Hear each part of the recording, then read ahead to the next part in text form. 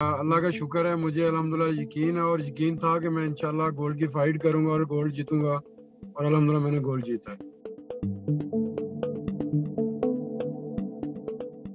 जी बिल्कुल, जैसा कि मैंने टोक्यो ओलंपिक्स के बाद 1 साल बाद मैंने पार्टिसिपेट किया और मेरा ये हदफ था कि मैंने कॉमनवेल्थ गेम्स में इंशाल्लाह अच्छा परफॉर्म करना है, और मुझे यकीन था कि मैं 90 मीटर थ्रो करूंगा, अपनी बेस्ट करूंगा, और अल्हम्दुलिल्लाह अल्लाह ताला ने मुझे करवाई है।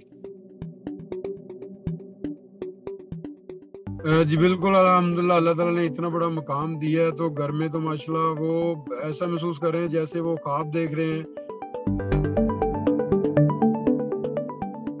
जी बिल्कुल, बेसिकली मैं क्रिकेटर था और क्रिकेट मैंने छोड़ी और मैंने जेवलिन में पार्टिसिपेट किया। और जेवलिन में मैं ऐसे आया कि बड़े भाई मेरे जेवलिन करते थे, तो मेरे रशीद अहमद साकी साहब हैं, उन्होंने मुझे उधर से पिक किया गांव से, तो उधर से मेरा गेम का स्टार्ट हुआ अपना जेवलिन का।